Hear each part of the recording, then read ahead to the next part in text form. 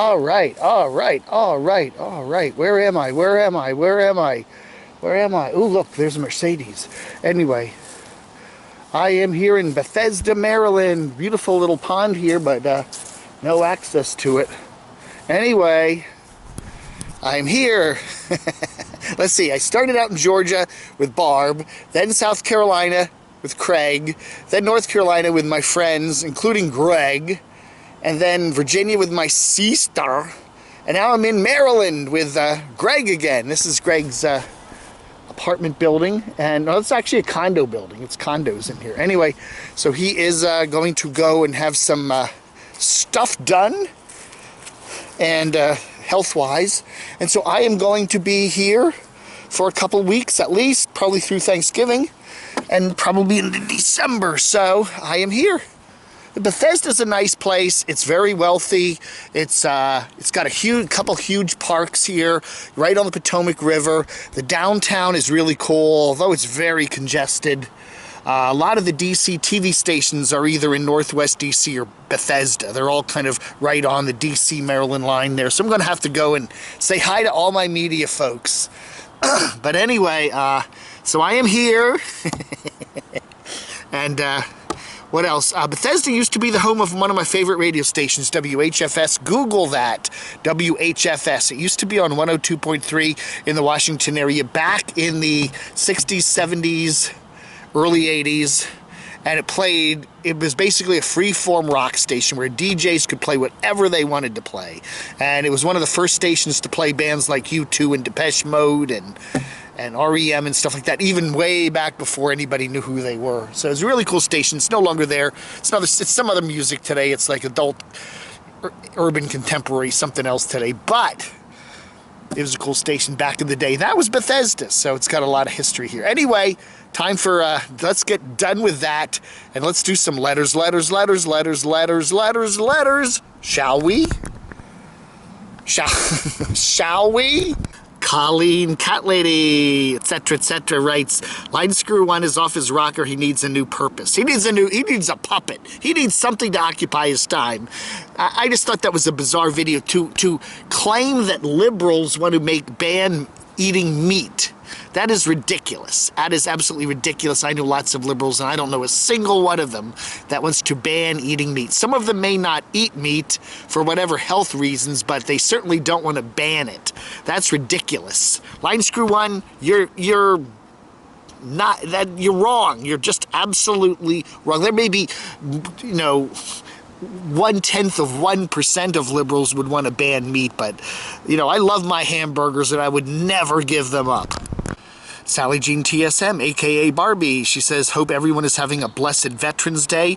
Much gratitude to the Doxinator and all who have served. Yes, my Doxinator buddy is a Vietnam vet, and yeah, he's still suffering the effects of that war, the Agent Orange and stuff like that, even today. But he paid for it with his, with his health. But he's doing okay, and he's a cool cat, and we want to thank him. I want to thank him personally for his service. Man, this I keep hitting the off button on this camera, and it doesn't work. I just have to. What you want to do there? Let's go to the next letter. I was comparing Bill Clinton to Nomadic Fanatic the other day, saying that, they're both kind of characters that are oddly compelling, and they both have a bad boy side to them, right? Meowich writes, yeah, but Clinton apparently has a brain in his head. Not that one. He went to Georgetown, Rhodes Scholar, and Yale. He's no dummy. Where did Nomadic Fanatic go? He was like some sort of community college, Everett Community College or something like that. The one where he made a video and said he really hated the place. It was not a good place, and he hates it. So I don't know, man. But college education doesn't make you smart.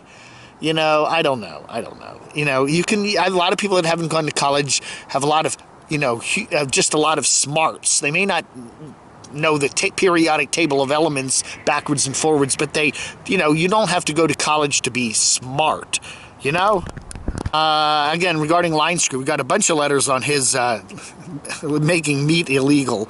Shaw writes, The animal rights group wants the sale of meat stopped. I know they don't approve of the way animals are killed, but I think some of them want it stopped. I think the group that wants the use of animals for experiments for makeup companies stopped also have been, they've been saying that they need to stop the sale of meat. Just wondering. I have no problem with people that want to try to encourage people not to eat meat because, yes, you know, they may, you know, if you, does a dog and a cat have a soul? You probably think so. What about a cow? What about a pig? You know, pigs are very intelligent creatures. I don't know. You know, maybe we shouldn't be eating them. I don't know. You know, I can understand that point of view, but the way, you know, we Americans and most of us here in the Western Hemisphere consume ham and hot dogs and hamburgers and steaks and fried chicken, you know, there's just no way in the world it's going to be made illegal anytime soon, no matter how many people complain. Cuckoo La Soretta, what? No Nomadic Fanatic in the title, no Living Free Mikey or CRVL. I'm not clicking on this one. Darn it! See, I know that. I have to put at least one of those three in the title to get people to watch. Damn it, Cuckoo, you better watch. Robert McGee's got an interesting point. He writes, cities, state, and states should promote the nomadic lifestyle and RVing in general. By making more free and low-cost RV parks. On one hand, officials whine about homelessness and the lack of low-cost housing, and on the other hand, they attack and harass people living in their RVs. They should make more areas available. You know, that isn't a bad idea. You know, a lot of cities and municipalities and counties and towns and whatever, they have public areas, you know, public parks, schools, obviously, and stuff like that. You know, why not have some of the parks be RV parks? You know, that are run by the city or the state or contracted out to some private entity.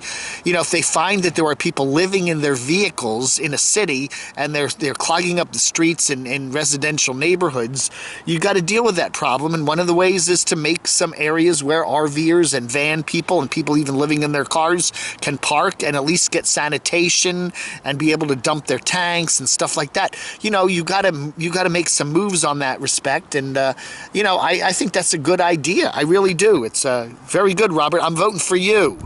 Now, Ox is just the same. Now, I mentioned Living Free Mike today, and he says, I'm not watching any of your videos that start out with Living Mike. I'm out of here to the next one. Well, you missed some really good stuff, Ox. I don't know. Share Bear writes, I rarely eat beef because it's horrible for ya. But the second you tell me I can't, I'm going to want to eat a big old juicy hunk of prime rib. Oh, yeah, that's right. Yeah, we were talking about Wandering Jimmy in his video today talked about how flying isn't fun anymore. It's been a long time since it's been fun, but now it's just waiting in lines and TSA and losing your baggage and delays at airports, etc., etc. Brian writes, Dave, when you and I were kids, flying was a special event that people really got excited about. Now it's just an annoying, uncomfortable experience. It truly is, yes. I don't know, I mean, when I was a kid, I think the first, well, I don't remember the first airplane flight I ever had because I was just a baby. My mom flew me out to Washington State to visit Dad, who was in the Army. But I do remember my second airplane, well, up and back, right? My second major airplane flight up and back was down to Philadelphia to Miami. 1967, my parents flew us on, it was Northeast Airlines or something like that. When I forget some airline that isn't even around anymore. And yeah. The pilot, come on kids, come on up to the flight deck, and he puts you on his lap and he lets you push the buttons and all that stuff, and he let me put the bank the plane to the left and the right, and then he gave me a little toy little airplane, and then I went back to my seat. Well, I think that's my imagination, but it might have happened. And finally, KC8EV, is there a Nomad that hasn't pitched the the Jackery battery box? Yeah, man, they have sent those Jackery battery boxes to everyone except RV Rebel Girl. She wanted one, and they didn't think she would, they said, no, you don't have enough subs or whatever. I don't know, maybe not enough viewers, but she was willing to do a review too, but they said no to her. But anyway, I don't know, man. Again, I think the reviews are pointless because you pretty much know that there's a 92% chance they're going to get a positive review because they're giving you something for free. I don't know, man. George Mullen, I'm using the Camo Dave discount code. Yeah, go use that on somebody's Jackery generator, right? And they'll probably charge you extra. It's, it'll be $57. When you use the camodave discount code, it'll be $67, extra $10, and I'll get the $10. Send me money. Alrighty, folks. You all have a wonderful day. Thank you so much. I do appreciate it. Beautiful Bethesda, Maryland, here in the great Free State. That's right. The home state of Spiro Agnew. Remember him?